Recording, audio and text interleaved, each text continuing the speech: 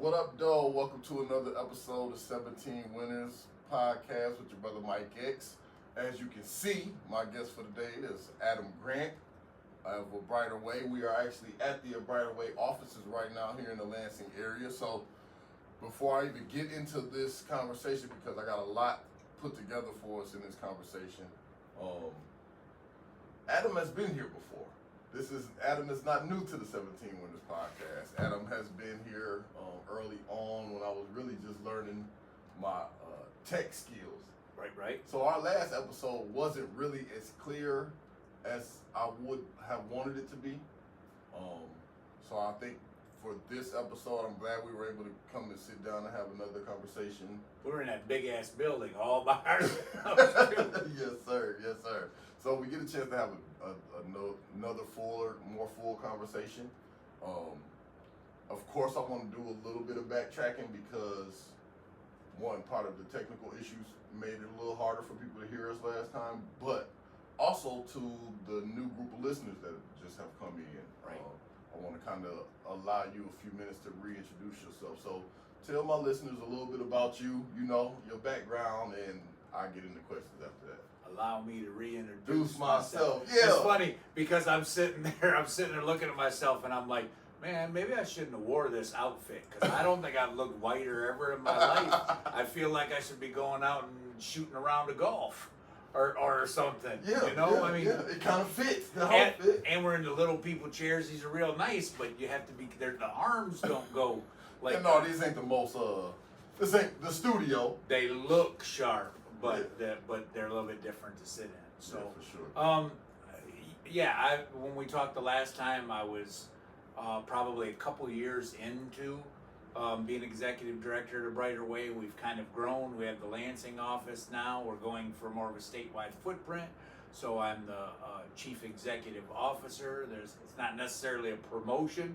Promotions imply that you get a pay increase. So I definitely did not get promoted. But the structure of the organization has kind of changed, and hence the name. For those of you who don't know what A Brighter Way does, it's kind of hard to describe in a single sentence. Like a lot of organizations, we are a direct service organization, but ultimately it's extremely strength-based and individualized. So what we do depends on the individual and what their needs are, but we work with everybody who's ever been incarcerated on any level can come to our office, including people who just caught cases. But everybody who works in our office, especially who've been navigated, have been incarcerated to some degree. The vast majority of us for decades. Yes, sir. And I want to go back a little bit because you said there have been a few small changes, little changes, but I would beg to differ and put it back into your lap and say there have been a lot of major changes since the last time me and you talked on this platform. Because when we had that conversation on this platform, you were a couple of years into your time, into being home, first and foremost, let's acknowledge that, but also into your time as the executive director at A Brighter Way. But at the time that we had the first conversation, you were just thinking about opening up the Lansing office. The Lansing office was more vision. There was no funding. There was nobody was actually heading this way. Yeah, right. So there have been some major changes. One, the Lansing office opened in June last year, June 2025. I joined the A Brighter Way team, so I've been at A Brighter Way for a little over a year now, because I was part of the opening of the Lansing office. Yep. Not only a huge part of the opening, because you were part of the soft launch where we could only be open 2 days a week. Yeah, for sure. So we did that for about 4 months before we were able to open full. Yeah. Now we got a pretty decent staff. We still piecing it together. Yeah. But we're here in the Lansing office 5 days a week, Monday through Friday, 9 a.m. to 5 p.m. So that I think is a big change when it comes to what was going on here in Lansing before us. Sure. Not to mention your shift from executive director to CEO. Can you talk about that a little bit more? Because I don't know that my listeners understand the value in changing those titles. Sometimes I don't really know either. I mean, before, we had a executive director and a deputy director. There's not a big difference other than now I'm working with a COO, a chief Okay. operating officer. Their job is more of the day-to-day stuff, which I was handling all of it. I was handling day-to-day. I was handling the visionary component of it. The CEO is more about direction, making sure that you stay mission. I better make sure I got this shut off, come to think of it, in case somebody calls me. But you got to think about big picture. You got to think about vision. You got to think about making sure that you stay mission aligned, things like that. When you have to do the day-to-day stuff, sometimes it's really difficult to be able to do that. Mhm. So being in a CEO position and being able to focus on that part of it and the relational part of it that comes with funding, and having someone who's doing the COO part of it, where I don't have to think about the day-to-day, I don't think about how to operate in two different offices, is a huge part about that. We were just talking today about that that I think, in some of the work that we do, that the co-executive model, executive director model is probably the best one. model, yeah. This is similar to that because you have a CEO who has one job and a COO who has another job, but ultimately the COO answers to the CEO. So it's not quite a co-directorship, but it's pretty close. Yeah, I like the co-directorship. I kind of want to stay there for a minute because I don't know that people really understand or have even heard of that type of structure. I know I didn't until I got here and saw what was going on with Nation Outside at the time when I jumped in, and it was Ashley and Tony Gant that were sharing in their. I think Cecilia and Tony. Was it Cecilia and Tony? Yeah, because no, when I came into Ashley was my semi, yeah. I want to say, Ashley was already out, and Cecilia was in. Yeah, you're right. Because So Ashley wasn't sharing with anybody. with nobody, yeah. Right. Well, so before I got in, it was Ashley and Tony. They was like, they called themselves the twins. Yeah, the Wonder Twins. Yeah, the Wonder Twins. Yeah. Then, when I got into my semi, I think Ashley had already transitioned and Cecilia was in that position. That sounds about right. And they were still doing the cold method at the time. Right. So talk about that a little bit in depth about like how that could work or why that is a valuable. Well, one of the reasons why I think it works is because one of the things, I've been home for 6.5 years now, and I know the value of our voice. What I didn't know, and that I've had to learn over that 6.5 years, is the value of other people's voice who might not have been incarcerated. They shouldn't be running the show. Let me be clear about that. But the fact is that they have a place in the space, and they have skills. They have traditional skills that often, those of us that have been incarcerated for years lack and takes a while to be able to develop. So I think working together makes a lot of sense. I think we should lead. I don't think that we should be in the supporting roles. I think technical assistants should be in the supporting roles, and that lived experience that provides a level of vision should be in the actual leadership roles of figuring out what our mission is, making sure that we don't have creep or we get too far away from what we're doing, and that we never lose sight of the fact that we don't run a housing program, we don't run a reentry program, we don't run an employment program, we run people programs. So I think sometimes if your main thing is math, you're not thinking about that. You're thinking about numbers. You're not thinking about people. You need to have somebody who's had that lived experience to say, no, this is what it's about. This is who it's about. Thinking about the people. You know what? And that's real because I think one of my biggest critiques since coming into the space is seeing the business mind create organizational creep, where you're like stepping into spaces you shouldn't be in. Right. Applying for grants or having conversations with funders where that's not really the space where you belong in, or the business that you should be handling. Right. But because in your mind, the numbers and the professionalism of it adds up, it makes sense to blend over into there. So I appreciate that. And in some of these areas, you need to have I always say you can creep a little bit without being creepy. Right. Right. And there are components of that, because like in a space like ours, what we're doing so many different things, and the main thing that we have to fund is staffing.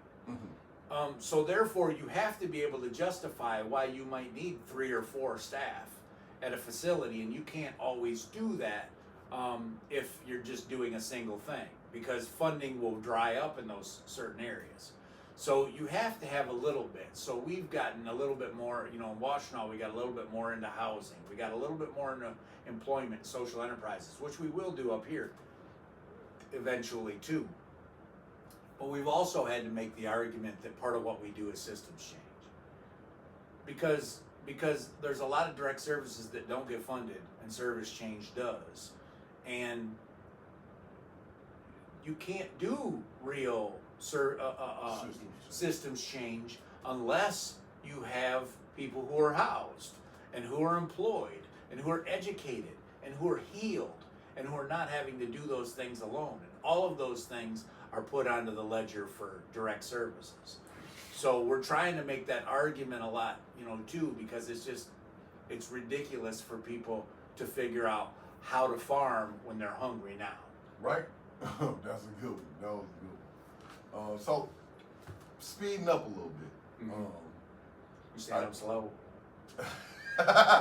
No, man. All right. I'm just making sure. I just want to, talk about more focused on you personally. Okay. And kind of the changes in your personal life. At the top of the year, you made a big announcement that moving forward, that you were taking a pay cut in order for the full expansion of a right of way into the Lansing area, and to continue kind of like hobbling along until we can get ourselves back on sure footing. So I want to talk a little bit about what's changed for you, how life has been for you on a personal level. That first paycheck was interesting. I bet. hadn't fully realized what I'd done until I got that. I knew in theory when I said I was going to be the lowest paid full-time employee at a Brighter Way, I had an idea what that meant. I forgot a couple things, that a Brighter Way is not in a position to be able to take care of spouses' health insurance and things like that. So I had been paying that out of my check. And when I got my first paycheck, the first paycheck was a mistake. They overpulled. It was $800 and some. And so I was like, oh, what? I'd got a second job, which is crazy too. I'm CEO and I got a second and a third job. Yes, sir, for sure. But even once it was corrected, it was still $900 and some after I paid for insurance every month. So that was interesting, but I don't regret it. My bank account regrets it. Regrets it a little bit, right? But I don't, because people talk all the time about, I wouldn't ask you to do anything that I wouldn't do myself, and it's always theoretical. You know what I'm saying? I wouldn't ask you to do it. Right. But the other thing about it too is you don't really know. It's theoretical. The way I choose to lead is I'm not going to ask you to do anything I ain't done.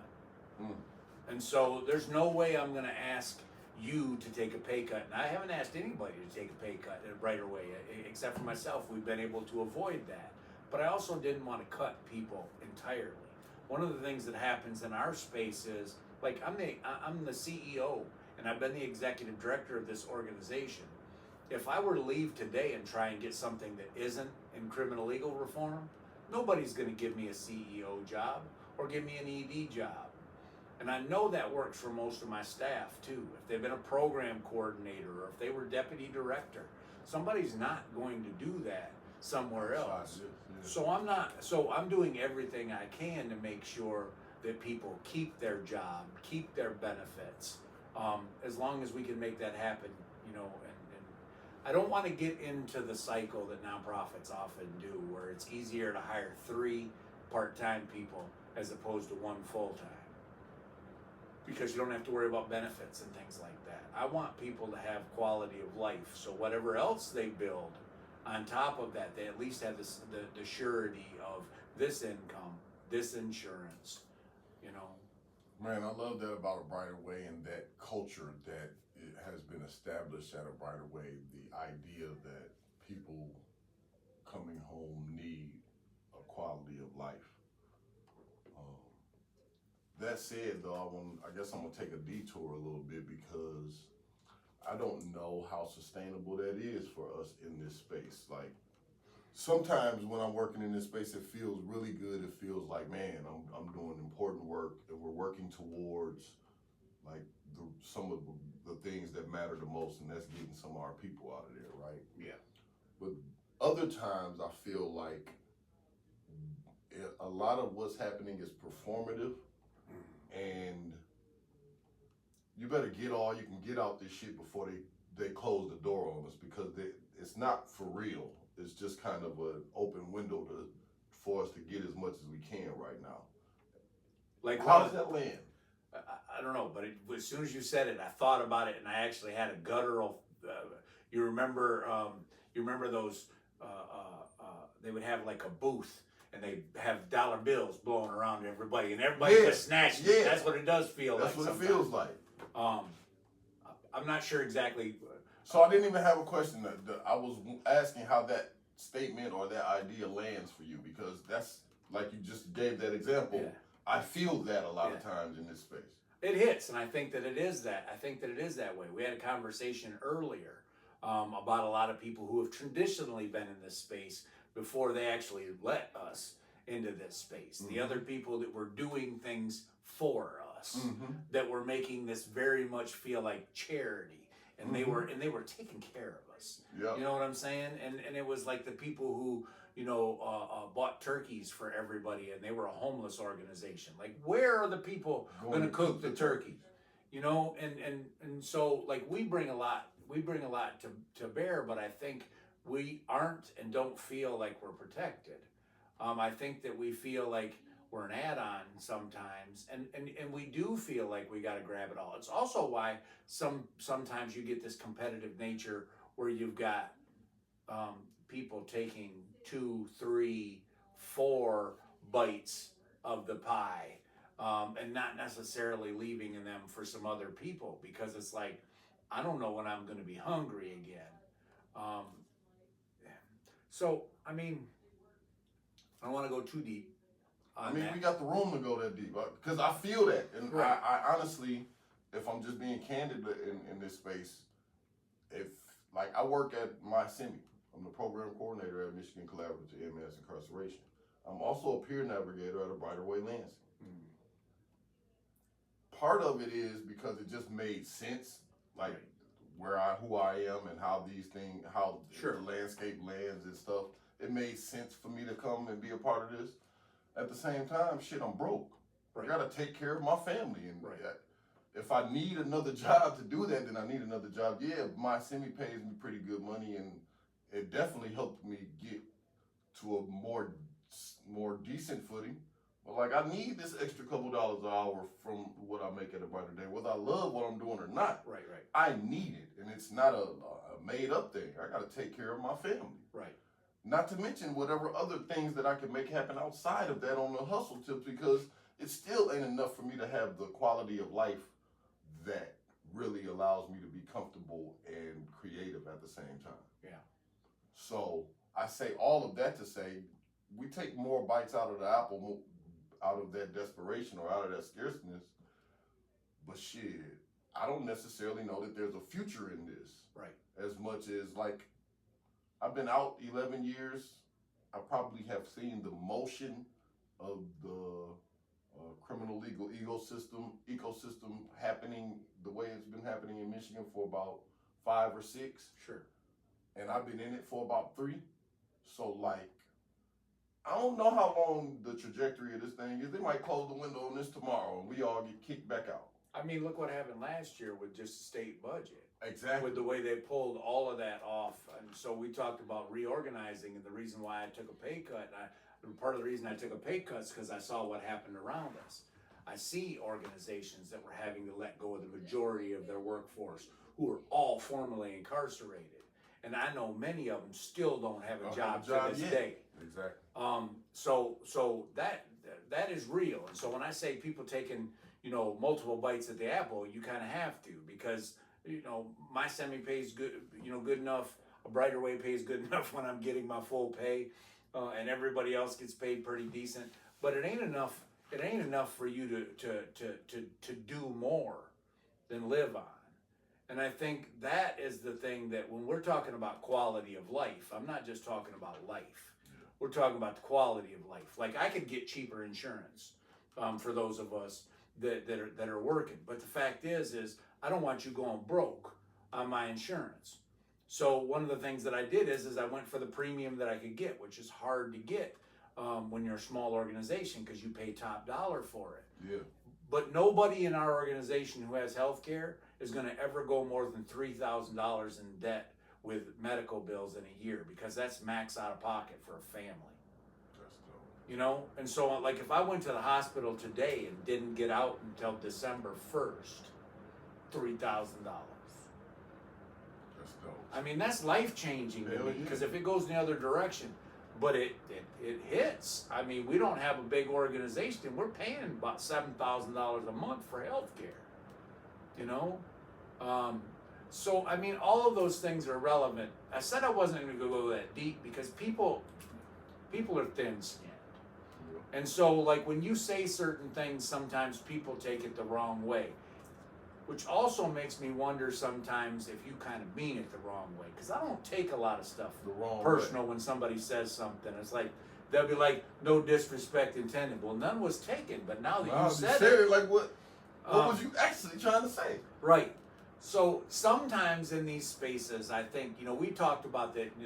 You mentioned performative, and I think sometimes this is also, you know, very transactional and usury, where people are, you know, using, and we've talked about trauma porn and all these different things, and using people's stories, and not necessarily creating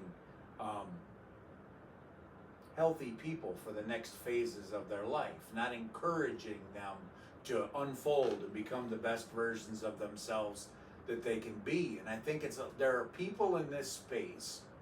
I've heard it described to somebody, I think it was a year or two ago, and they were talking to somebody working in this space and working with youth, and said, "You're the flavor of the month right now." And they meant it. They meant that you will be phased out before I am. Yeah. Yeah. And this was a person speaking from extreme privilege, not only racial privilege, but also because of organizational privilege, because that exists too.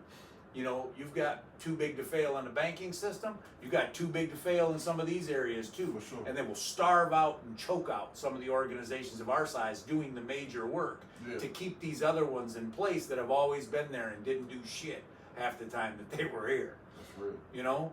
And so you wonder sometimes when people, you know, kind of do these things that seem performative. It's like you said, like it's almost like they're buying time. It's like, okay, you're in the room right now, and I don't want to offend you because you're here, but I'm also got one foot out the door because you're eating at a table that is taking something from me. And when it's all said and done, everybody is down for themselves. Right. But I think the difference between some of us is, yeah, I'm down for myself. I ain't gonna starve myself for you to eat, not on a consistent basis. But when I think of self, I don't just think of the big ass self, which is just me. I also think about who my community is. So when I make that decision that I'm gonna take a pay cut, that's not completely selfless. This is who I believe, and I believe by lifting the people up and keeping people around me that should be employed, that should be in this space, that need to be in this space as long as they possibly can. I'm going to make that happen. When it all is said and done, then eventually I have to look out for myself, because I can't go broke. I can't go in debt. I have to earn a living, and I did 27 years too, so it ain't the easiest thing for me to get a job either. Yeah. But I know how to make certain things work. I know how to hustle. I know how to find another job. I know how to turn my skills into marketable skills that I can find, you know, means in other ways. But I shouldn't be having to pedal that hard to get the same distance. Man, me too, bro. I got all of that hustle in me and all of that, and I got these other things, these other irons in the fire. But as you were saying that, I'm just literally sitting here thinking, like, man, you don't deserve to be taking no motherfucking pay cut. Like, you deserve the money you earn. You put in the work for it. You've laid the foundation for it. Like, everything that says he should have this money has been done. You deserve your money. No doubt. And I definitely respect your desire to lead by example and open up that door. But man, hell no, get your money, bro. Because again, this damn window feel like Right. it's only as big as you can make it. Right. If the window, I feel like the window is like cracked a little bit. There's a few of us who have been making it stay open Sure. for us. It's We like, hold it open for the next person. Yeah, but in general, man, I feel the pressure of this window closing. So I do too, and get I'm older than you, so that's the other thing we were talking about earlier today is, like when I came home, I was 49 years old. The first time I went to prison, I was 19. So I came out at 19 and 49 all at the same time, and I had to learn these things. I had to learn 19-year-old lessons without making 19-year-old mistakes. Yeah, for sure. And that was kind of interesting, and I used to joke about I got my retirement out of the way early because from 19 to 49 I was in prison. Yeah. But that ain't real. It felt real at the moment, and I meant it. But I'm 56 now, and I feel 56 on all levels. Like I understand where people get to this point in their life and they're ready to retire and do things that are more leisure than work. I don't want to have to keep grinding. I was grinding inside, so it ain't like I was on vacation then either. Right. So like you said, I do deserve those things, and I've worked for them, and I've paid my dues. And so I've made choices that other people didn't make the choice for me. It's crazy. My wife tells me all the time, you do stuff that nobody else would ever do. And Straight up. And I couldn't do it if she wasn't supportive of it too, because that means we're tightening our belt a little bit. Together. And then also we're tightening on time because I'm still doing a full-time job as CEO Plus, I'm doing my fellowship. Plus, I'm doing my own stuff on the side with Art of Reentry, and things of that nature. So, I mean, she pays for it in time and treasure because we don't have as much of an income. We're still doing okay between everything. I mean, I ain't never gonna starve. Right. Yeah. Right. But the thing about it is it's also in time because I don't have the same amount of time to spend with her. And it was what we talked about that rubber balls and glass balls earlier, which y'all have to go watch check out the AM. Yeah, check out the AM podcast because we also do this together on a weekly basis as well. So y'all go check out AM podcast. That was a good conversation where we talked about glass balls and rubber balls. Yeah. And the difference between dropping. Matter of fact, when we were talking about it, I was thinking about this. Okay. I have a glass ball because I was like, a glass ball? Yeah. Dropping a glass ball, wouldn't it shatter? But no, because this is glass all the way through. So every time it drops, it may not shatter, but there's something happening to this ball. Every time. Its structure is weakened. Its structure is weakening until you mess around and drop it, it roll off the table one day and it never comes back. And that's dope because that's a globe. Yes, sir. So it's not only just a ball; it's the whole world is glass. It don't always bounce back. Right. Yes, sir. Yes, sir. Talking about you taking the pay cut and like the direction and the culture of ABW, I want to speak a little bit to how organizations get connected to the leadership. I know a lot of what we do over at My Semi is connected to like the skill set of Chuck, or the skill set of Mike X.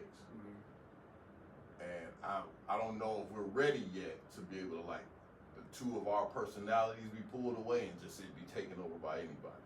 Similarly, A Brighter Way is intrinsically connected to your personality and the culture that you kind of set here.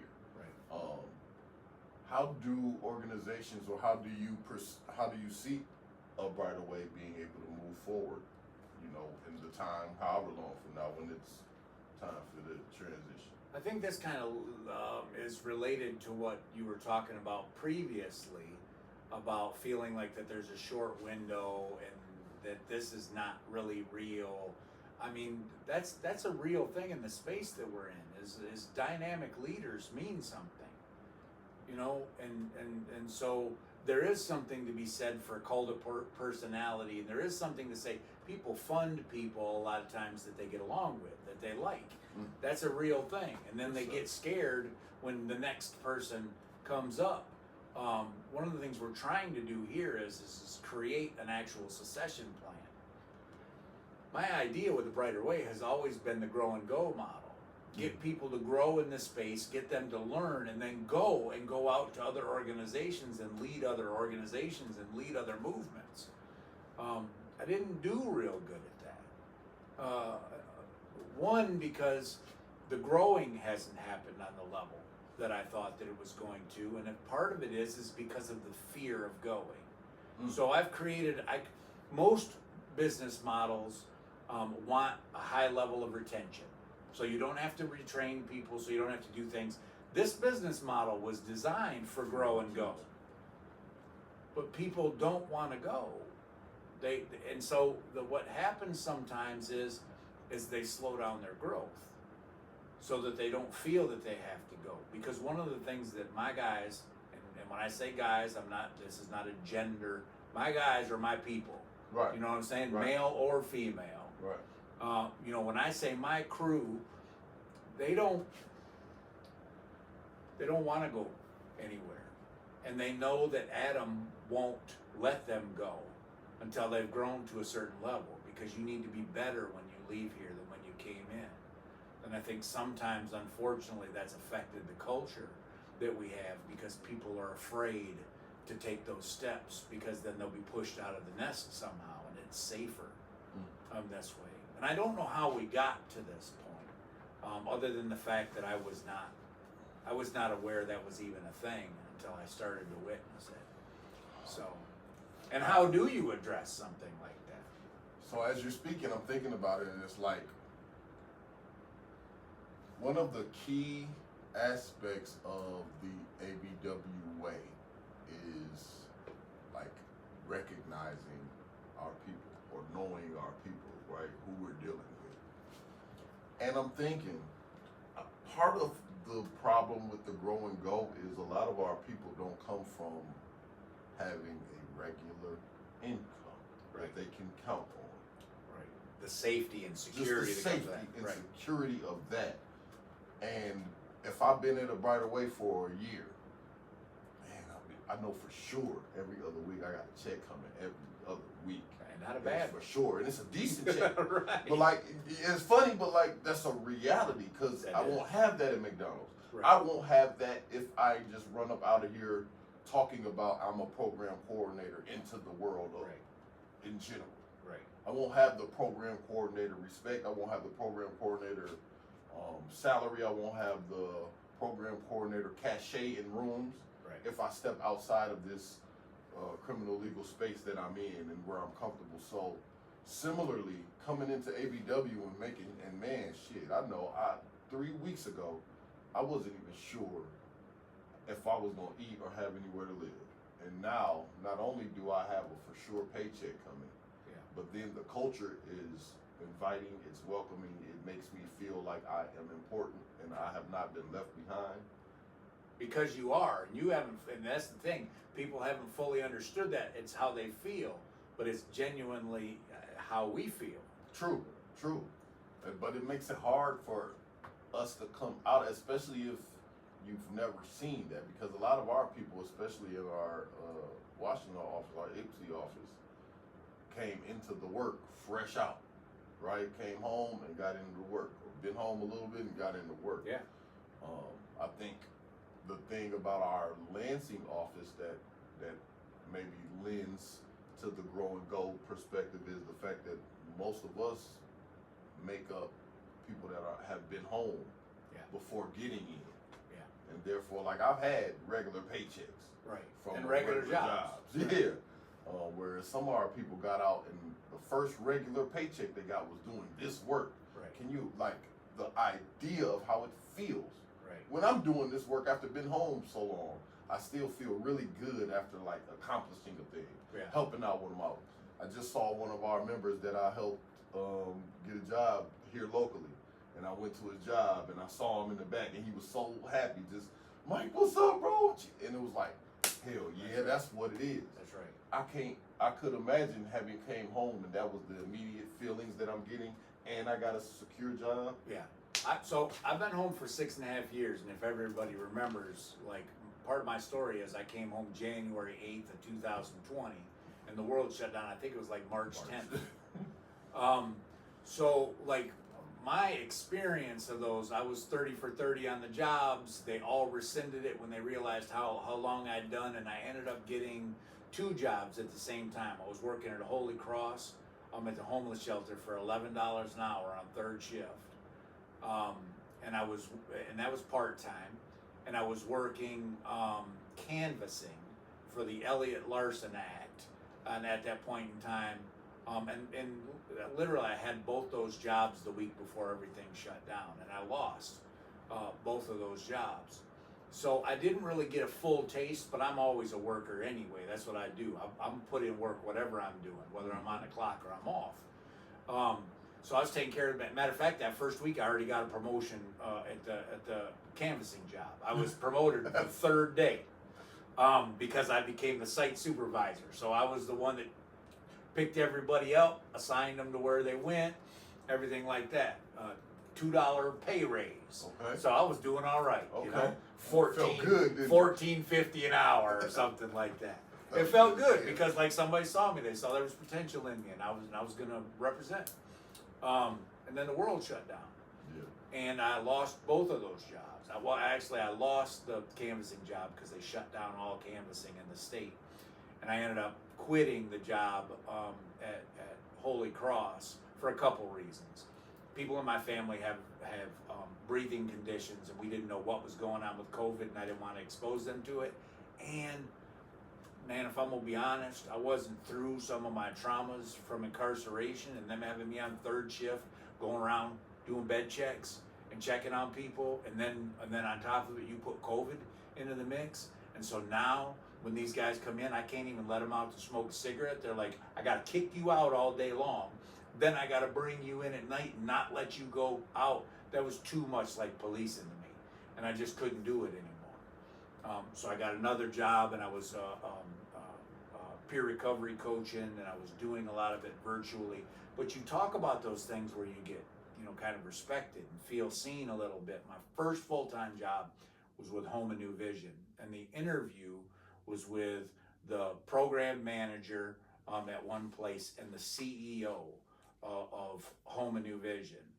And at one point in time, they shut the microphone off, and they were both talking about which office I was going to work in. And Glennis Anderson came off. They came off mute and said that I was going to be working in the Jackson office, and she said, "Do you know you're a miracle?" And she'd seen me. I felt seen. I felt like I was going to be Home and New Vision for life. It's a full-time job. Really? I'm making $17 an hour. You know what I'm saying? I got benefits. And I was not planning on going anywhere. So I get that idea of the grow and go. I was not going anywhere. I was going to go up the ladder at Home and New Vision.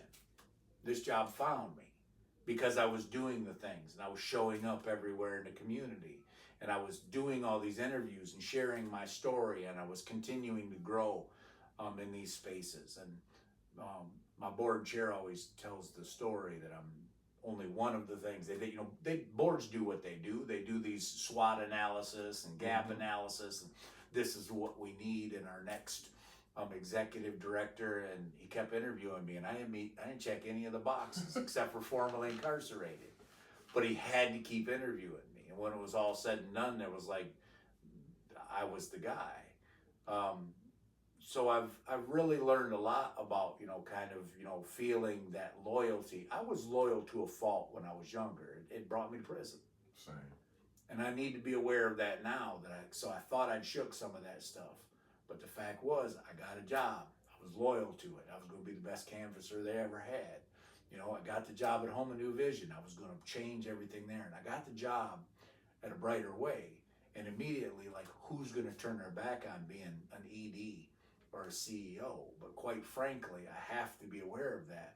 And I also have to be aware of the fact that if this is grow and go, it's not just for me to sit here too. It's for me to grow. I've grown. I've grown in this position, and at some time, at point in time, it will be time for me to go. And part of my job is to make sure that the next person has an opportunity to kind of take advantage of this, not just have a job, not just have a title, but have something that they can actually build on.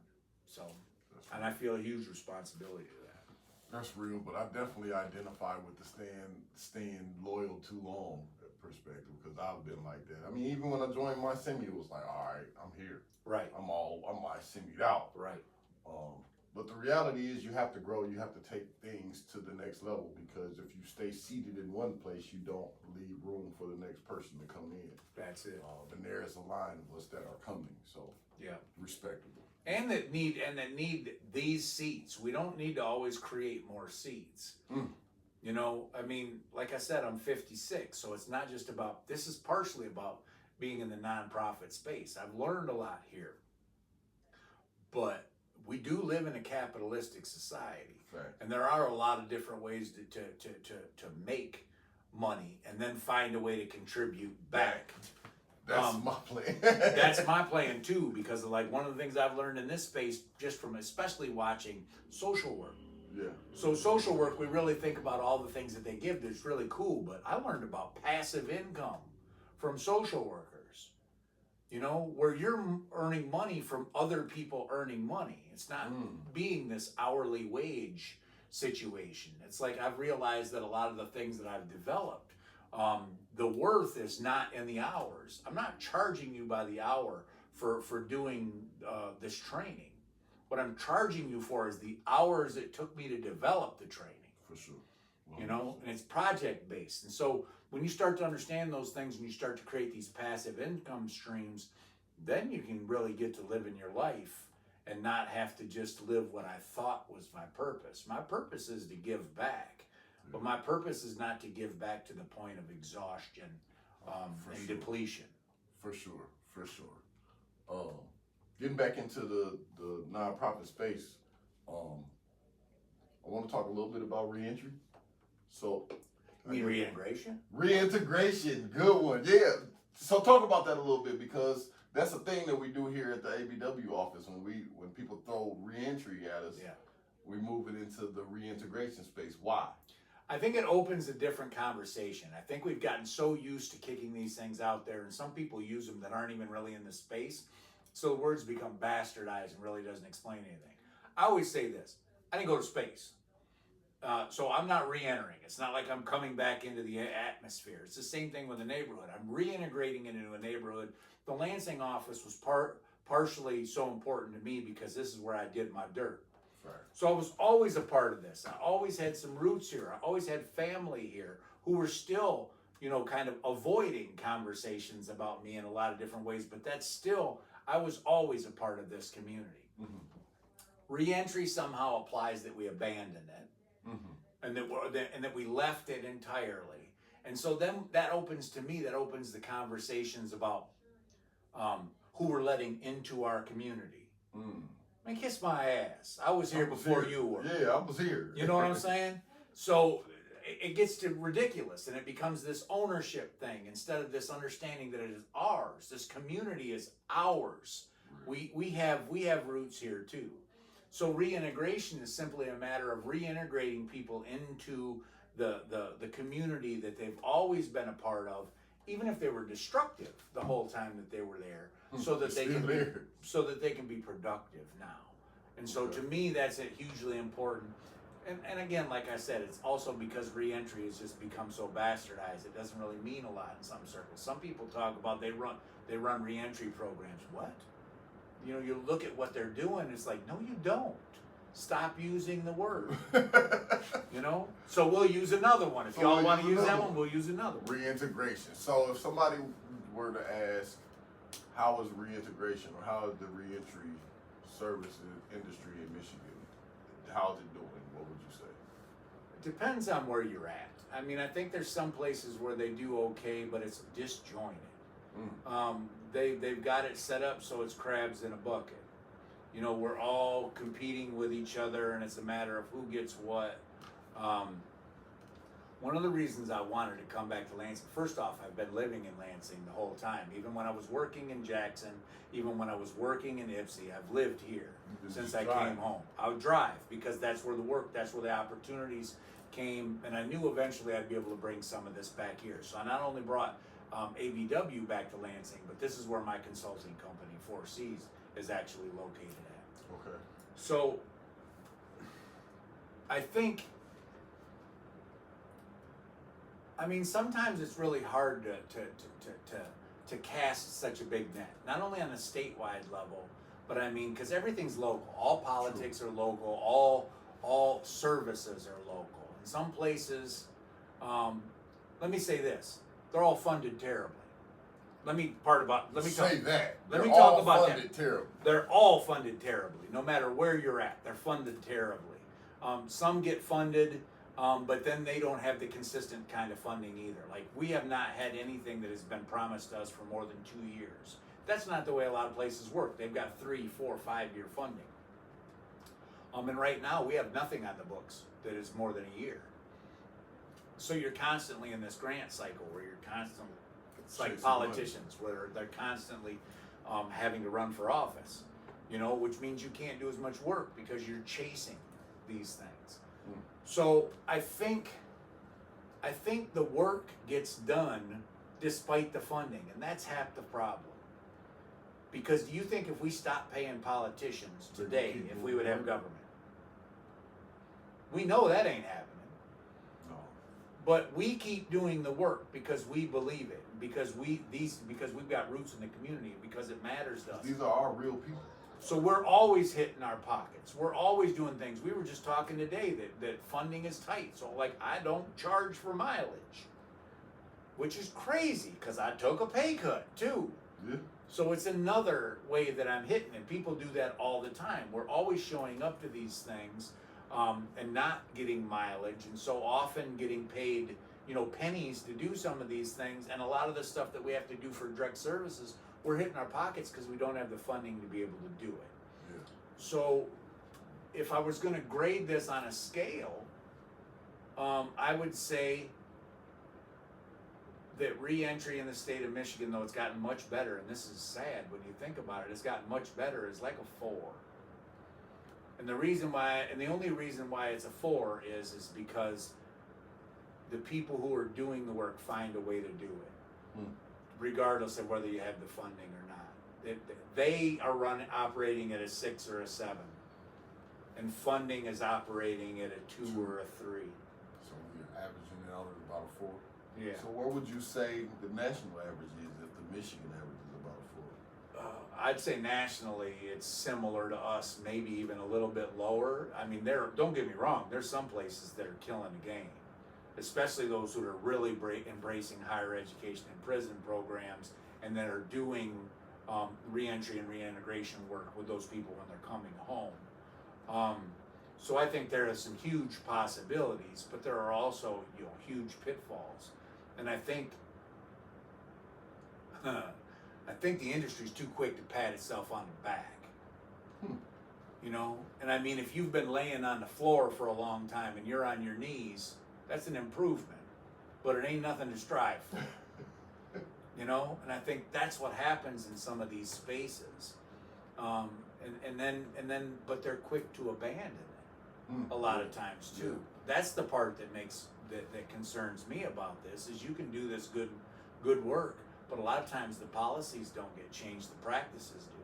So then all of a sudden you get somebody who decides that, you know, reentry is a fool's errand, and everybody's going to go back to prison anyway, and it's better to create jobs that way than to create jobs for people who've returned home.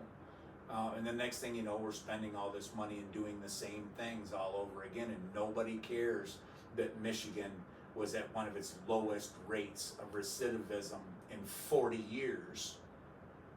You know, I don't know. So I'd say probably nationally, you know, on a 4 as well. That's why I be feeling like this window is so small, because even when you break that down, it's like you can still feel it like slipping away. Like, okay, but eventually they could just say, who cares? We can build jobs over this way and let them keep going to jail, and that would be it. Right. So that brings me to my next question. What is the importance of formerly incarcerated leadership? I mean, it goes without saying, and it's crazy that we have to even make these kind of arguments. Because, like, if I'm building a house, and I've got somebody who's got 27 years of framing experience, nobody's going to ask why his 27 years of framing experience is important in building this house. Right. But it's crazy that we're talking about all of these things. We're talking about reforms. We're talking about legal reforms. We're talking about generational impacts. And we still have to justify our existence. You know, I mean, it is nuts that somebody can go to school for 8 years, maybe 6 years, to be a lawyer.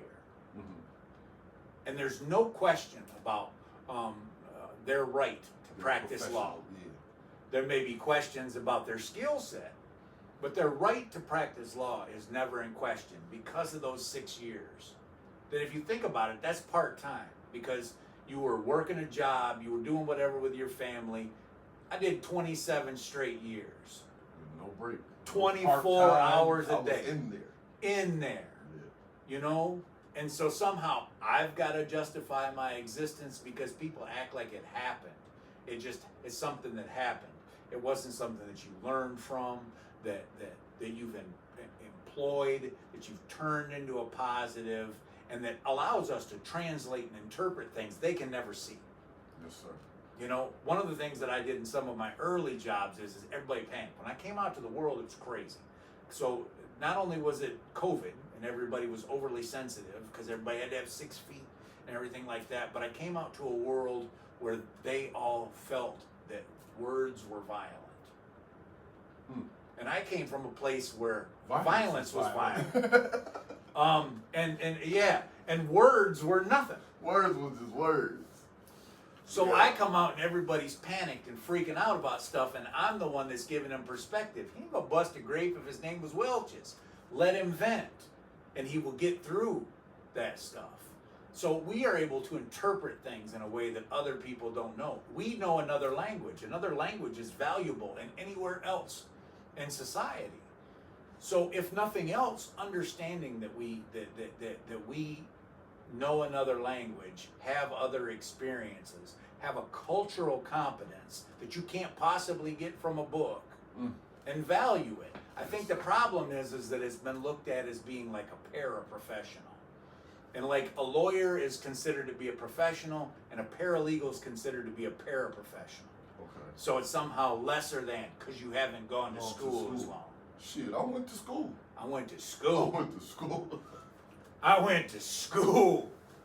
And I'm telling you, it might not have been a nun whooping my ass, but there was ass whoopings. Well, what's deep about a paraprofessional, or in that sense, the paralegal breakdown? From my experience, paralegals usually have a better grasp on the law than the actual lawyer.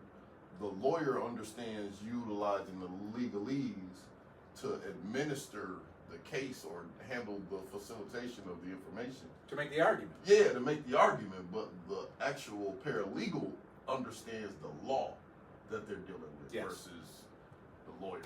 On an intimate level, on the really the minutia of it, the real basics of what's going on, and I think that's kind of where we're at too. But the thing about it is it can't be. It can't be simply for appearances, and so you can't put like one of the first jobs that I got when I was peer recovery coaching. I was having these leadership meetings, and every week we'd have a leadership meeting. And one of the things that I would do would naturally be interpret what was going on with some of the people that we were working with.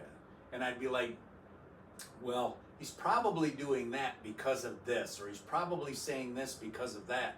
And one of my supervisors actually came to me and said, you can't do that. You can't tell me what it is they're saying. I said, I've never said what they are saying. I'm telling you what they might be saying because you hadn't even thought about that. What is the point for me being in the room if it's not to tell you what I would be experiencing? in that situation. And so I think that's the other thing in this society that like we don't question other people's leadership and their value in leadership. But to even have to wonder whether or not we should be involved in leadership in places that we lived in. That's facts. That is, I mean, to me, the argument that people make against that is asinine and ignorant. And ignorance is not stupidity. Ignorance is what you don't know. And I don't have a problem with ignorance, but a lot of those arguments are made from willful ignorance. They don't know, they don't want to know, but they can't keep their mouth shut. It's like, if you don't know and you don't want to know, stay out of the conversation. Man, I don't want to get too far off, but man, I just had that conversation over here in the CVI world. Right. Where as soon as something happened, everybody in the world jumps up as if what we was doing yesterday wasn't enough because it happened to their people this time. It's like, man, we've been out here for years doing this. Right. We understand it wasn't enough because it's still happening to anybody's people. But we've been grinding like a motherfucker. We done brought this down a lot. And yeah, no doubt. You've been sitting in your crib, in your living room, ignoring this problem all this time until it was your cousin, nephew, niece, whatever, that it affected. Now you jump on your soapbox and claim everybody else been out here bullshit. Right. That ain't what's going on. Right. Yeah, for sure. That's. But it's easy to do that. It's easy to armchair quarterback. It's easy to talk about things after they've passed. It will never be enough. No. We're never. I saw something on Facebook the other day that was brilliant. This guy went way too far down the road, but it was brilliant. So, go back to Cain and Abel. Okay. There's only 4 people on the planet. Okay. And that was not enough space. One of them still had to kill the other one. They killed 25% of the world's population. One time. You know, I mean, think about that for a minute. This is a part of who we are. So the fact is we're always doing work to reduce it. It's called, it's violence intervention. It's violence interruption. It's not, you're not going to get rid of it. Right. Right. You're not going to get rid of it. So the idea that somehow because something happened means you're not doing what you're supposed to do, again, it goes back to an asinine argument, and it's a very emotional argument. And that's the hardest part about it because I recognize that I'm dealing with people's emotion. This is real life that's lost. Yeah. But I heard a brother break it down really well when he said, like, how did he give the analogy? He said, damn. I can't even pull it up right now. It was really good though because he was talking about like although your emotions are involved and you feel like nothing is happening, eventually those emotions are going to come back down. Sure. You're going to recognize that like things are happening if you're really now locked into doing the thing. Plus, if you're not really in the space, a lot of the work that goes on, whether it's CVI or whether it's reentry work, is invisible work. Yeah. You don't see it because something didn't pop off. And that was the thing. That was the analogy that he used. He was like the George Floyd situation.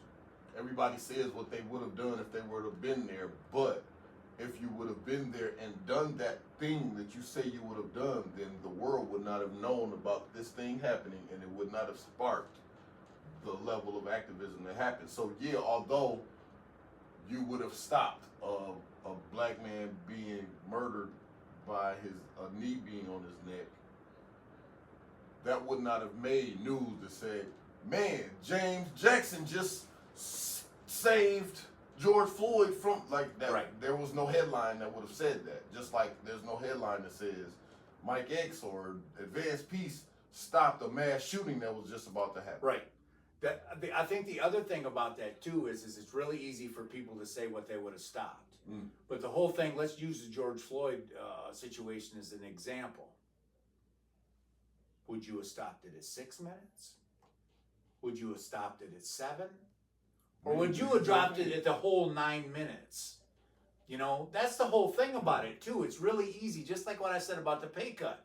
It's really easy for people to talk about what they would do. Mm-hmm.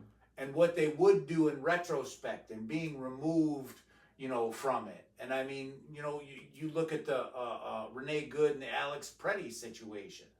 You know, so what would you have done there? You know, because these are all connected. Yeah. And so, you know, I mean, there's so many things that so when we talk about some of the stuff, you know, reentry is community violence intervention. 100%. You know, 100%. because like most of my people know that we can commit violence. Mm-hmm. It's not a theoretical thing Mm-hmm. for us. So when we resist, it's another level of resistance. Mm-hmm. And when we talk to people, like when you got a guy who comes into the office with a ball-peen hammer and says, man, this motherfucker just sold me a bogus car and I'm gonna go bust his fucking head.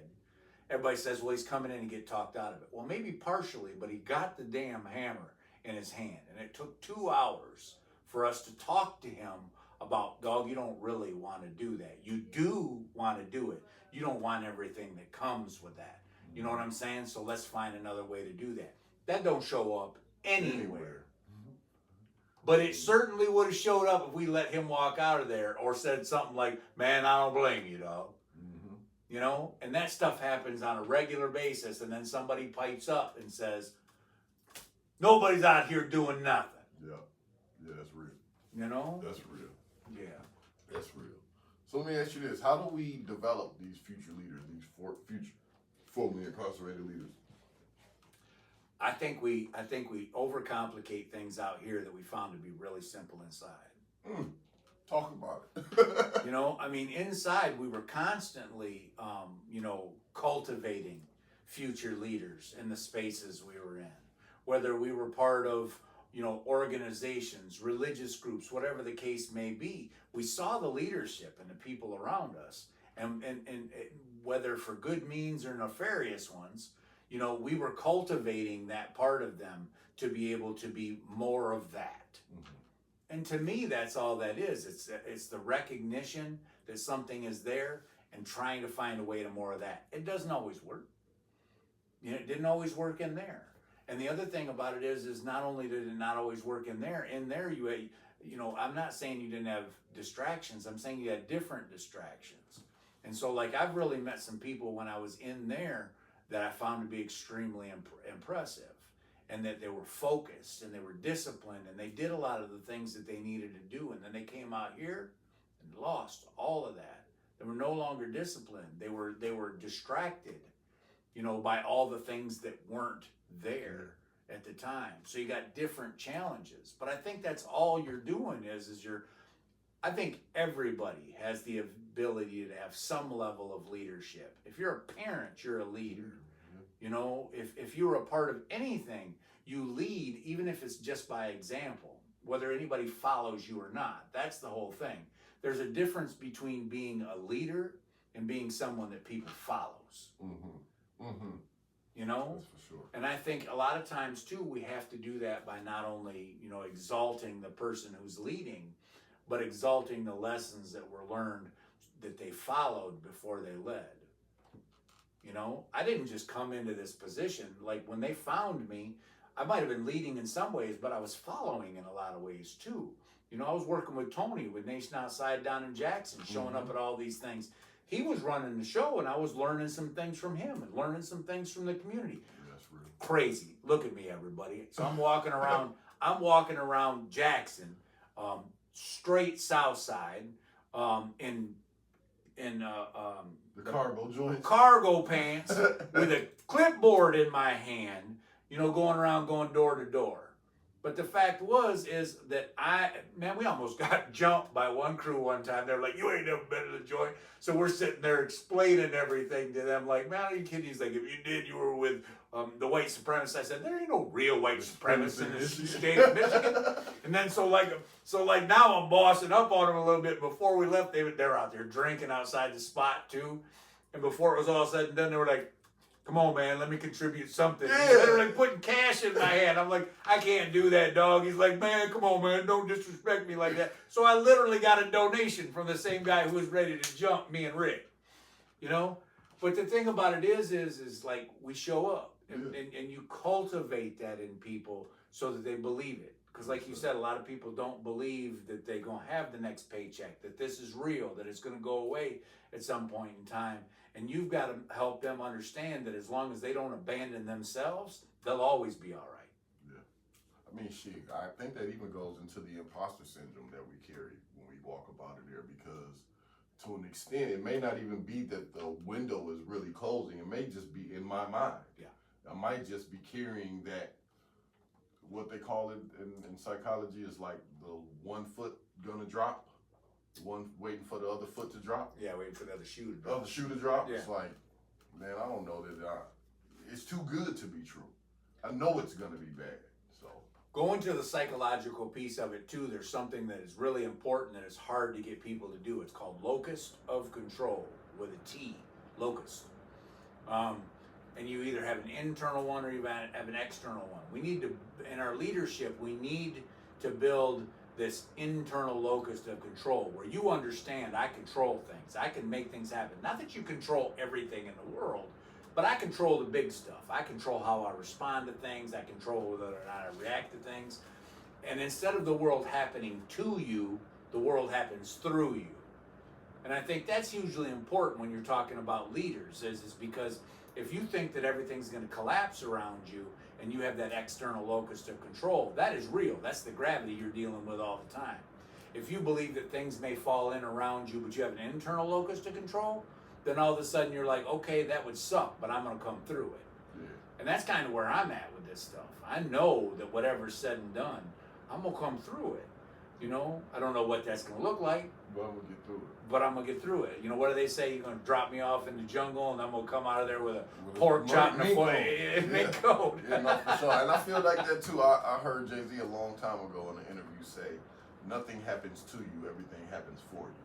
It's just based on what you decide to do with that thing. And as I grow, especially in like somatic training, Yeah. I'm understanding like this shit is gonna happen anyway. Yeah. So I have the agency of being able to decide how I'm gonna let it affect me and then what I'm gonna do next.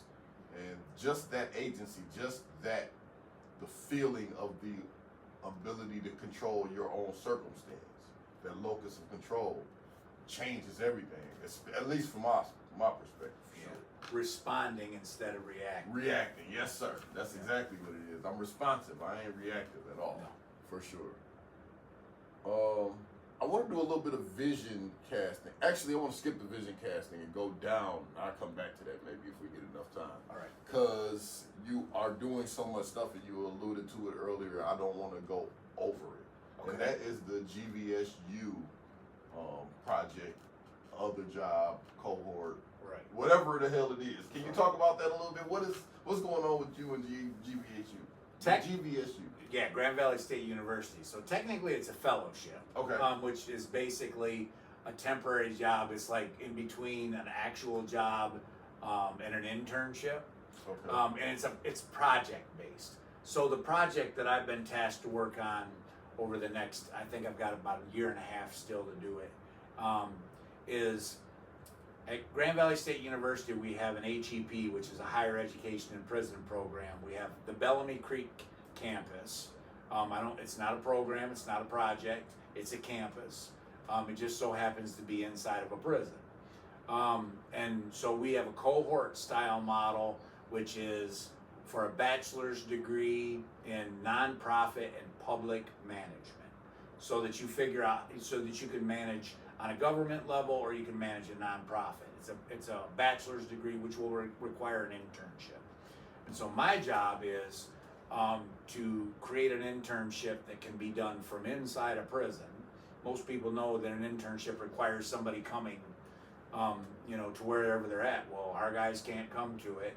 They can't necessarily zoom in and do it virtually. Some of them might be able to, but not a lot of them. And some of them are going to have to do these things project-based, which a lot of people can do easier with AI.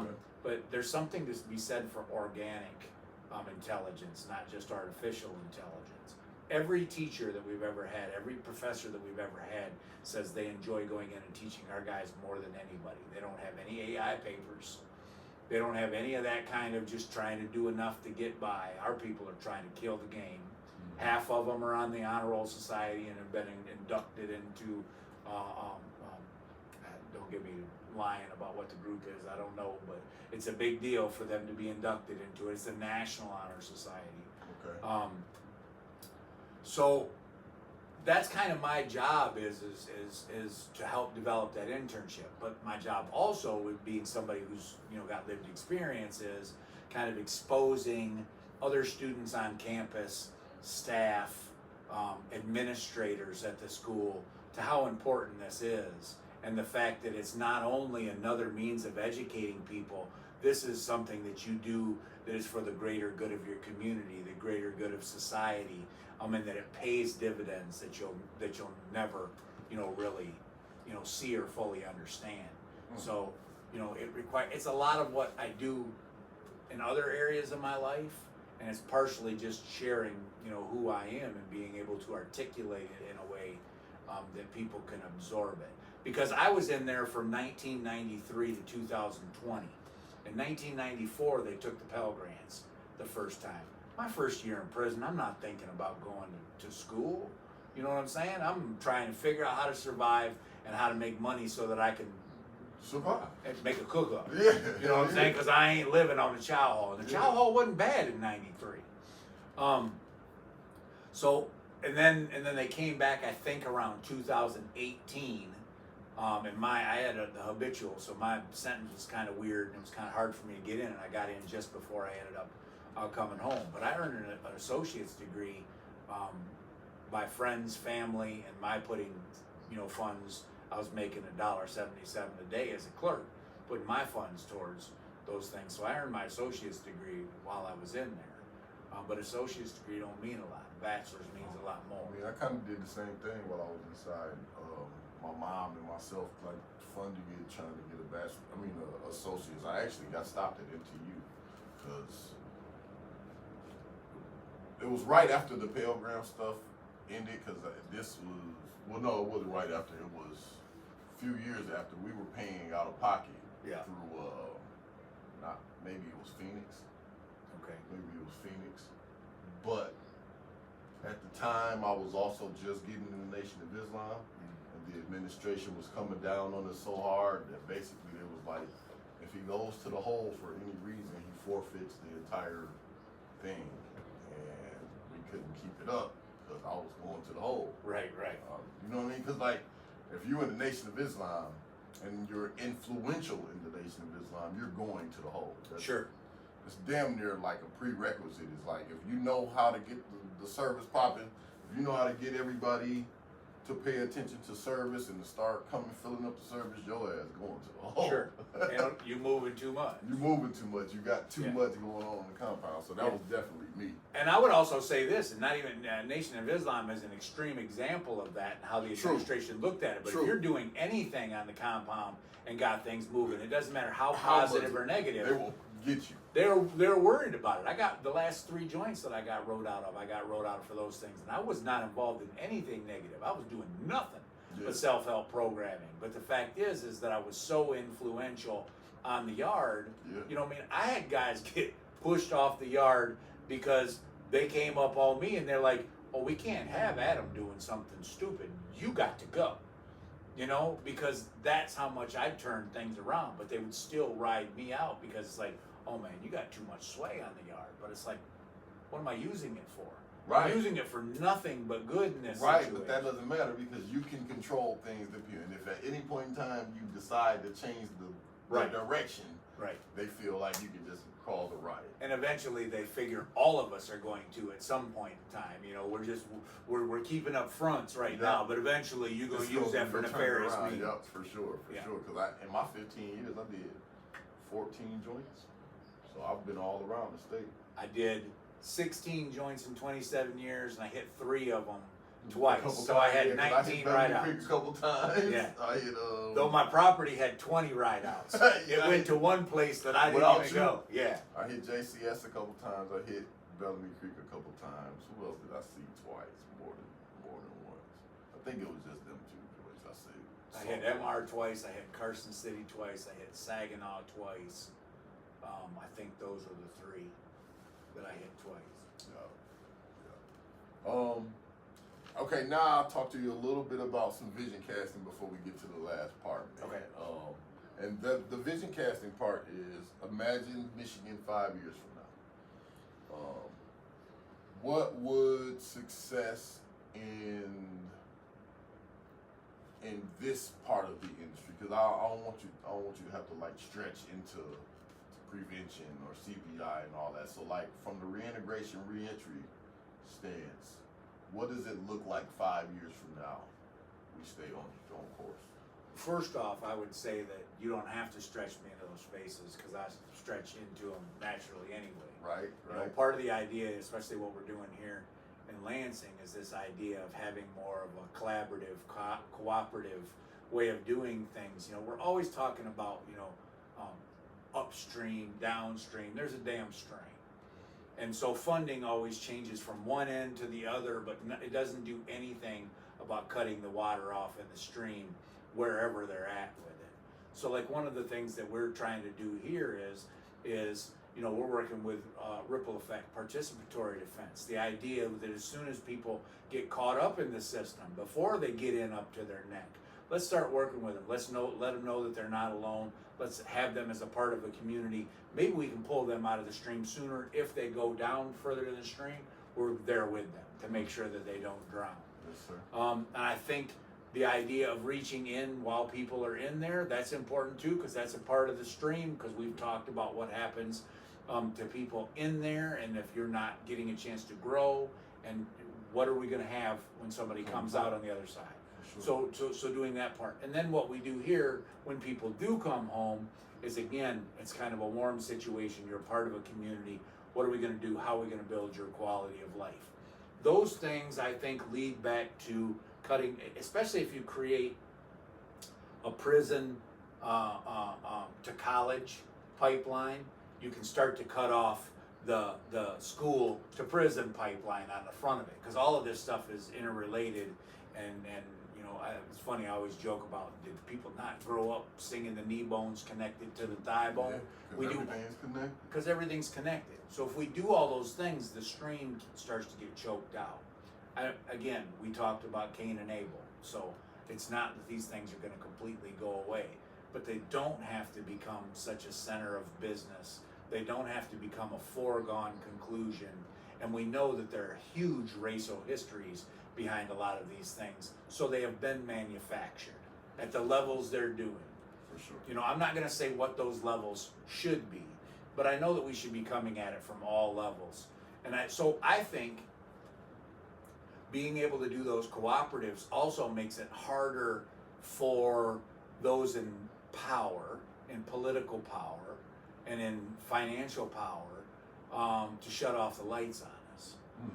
Because you can't just pick, this is what we're funding now and getting us to fight with each other. Last year, the big thing was they took Reentry pretty much out of the mix. Yeah. But they gave a slight bump to CBI. But they gave a slight bump to CBI in certain areas. It went into the schools, and then a lot of it went into the state police. So it just looks like a big bump for CBI. It looks like it, but not so much. But again, like I've said, the work that we do is CBI. There's no ifs, ands, or 100%. buts about it. So what we have to do is be able to, instead of trying to fight for these things, more often than not, we have to do what we're trying to do here at ABW, and that's kind of lock arms. It's like, no, this person is a part of us too, and they're going into this next level, and this person's a part of us when they get on the other side of it, and be like, no, we're going to do this as an entire unit. So 5 years from now, I see the perfect world for me would be that we invest in people, not programs. And so you look at the program that organizations are doing, and does it address as much of the person and as much of the people in that as possible? Because it's ridiculous that we keep pitting one group against another when it's usually talking about the same people that are stuck in these patterns purposely. it might not be a conscious level of purposeness on this at this point in time. Some people are perpetuating things that they don't know the history of, but the fact is they're perpetuating something that has been on purpose, For sure. you know, for a long time. I'm not saying that this doesn't affect people of different races, but the fact is we know it disproportionately affects, you know, people who are black, who are brown, who are disadvantaged.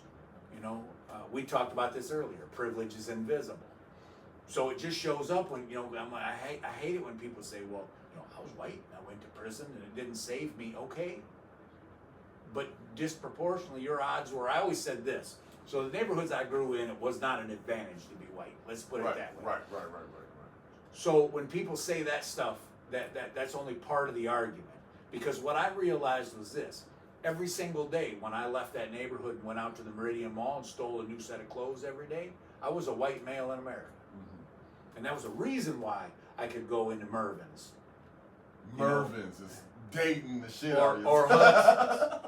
Yeah, I could do all of those things and go in there and change my clothes because nobody followed me. I just went in there and I looked like I was wearing Guess jeans and stuff like that, and I would just go in there and change into another set. Mm-hmm. You know?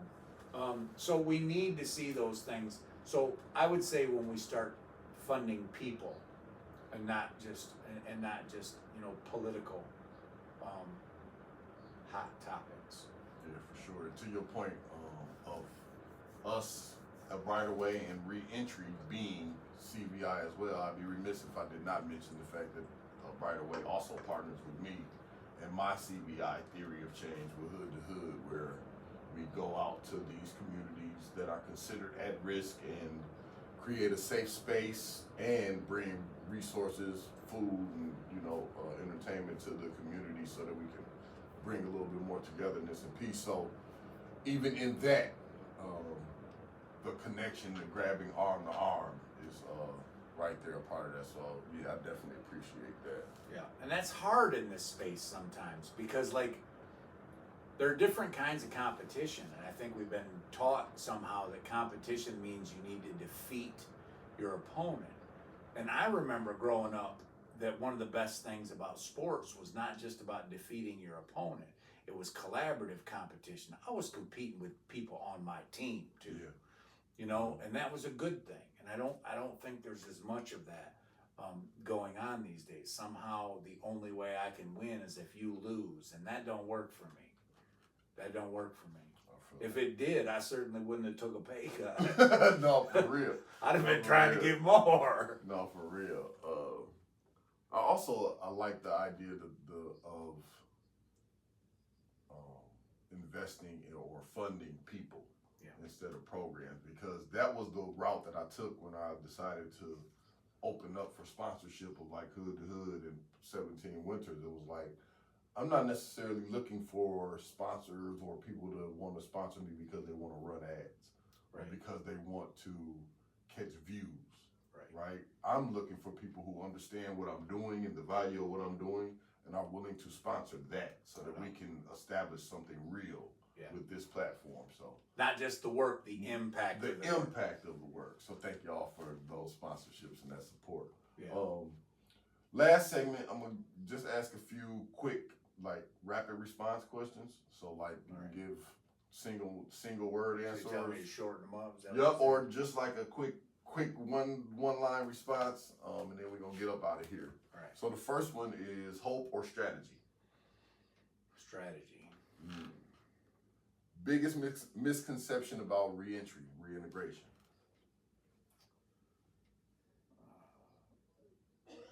Availability. Okay. A book everyone should read. Stepping Up by Troy Chapman. Okay, I was gonna say it's right here. One Michigan leader people should know.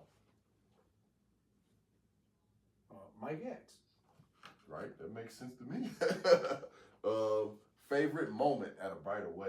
This a good one. This a good one. I mean, how do you choose? A favorite moment, right? I am going to go with our last retreat. It had some of the most frustrating moments as a part of it, but it also had some of my favorites. Yeah, it's funny because I had to answer this question too, and I wanted to say the same thing. It's like that retreat, that last retreat was amazing. I got to take my kids and my baby boys. Yeah. That's something they'll remember forever. They still talk about it. That's that was cool. last year, so yeah, hell yeah. That's cool. What's bringing you joy right now? My wife. Oh shit. You know, I mean, it's hard to explain. I mean, I know there are a lot of people that have marriages, they have girlfriends, they have good relationships, but there's something that is just liberating on a level that is impossible to explain when you have your person. I second that, man. It feels good to have a wife and not have to be worried about the hoes. Last question. One thing people can do this week to support returning citizens. This episode coming out Sunday, so. This is, I mean, this is interesting because it's different than what I would normally respond with, because like you said, this idea of this week is important. I mean, find an event and just have conversations with people. I mean, it's interesting that this is coming out Sunday, which is the day after Independence Day. And I understand Frederick Douglass's point about, you know, Independence Day and what does it mean. I get it. But I also know that for those of us who've been incarcerated, including with Frederick Douglass's lineage, that independence means something different to us. And it's not just the freedom from, it's the freedom to. And so I would say everything is based on relationship. So take some time, go out there, find somebody that you know has been through this, learn their story, because some of the best work that I've done since I've been home is to get people to like me. Not by trying to do anything specific, by being me. And then telling them when you go out and have a conversation with somebody else and somebody says, you know, those people, then you can say, oh, you mean like my friend Adam? Because I think that's important. I told you when I was at Consumers Credit Union the other day, and I mentioned your name, the person on the whole other side of town, on the west side of town, said, you mean Michael? I was like, absolutely. You know, and I think those are the kind of things that change things. It's not only investing in people, it's everything happens through relationship with people. So go out there and have a relationship. I appreciate that. I appreciate your time, brother. Absolutely. And I hope y'all appreciate this conversation, because we were able to have a really good conversation, and I think this will be one for the books for sure. That said, y'all know what to do. Like, subscribe, comment, do all of those things. Follow, share, all of that. And most importantly, free the real. Yeah.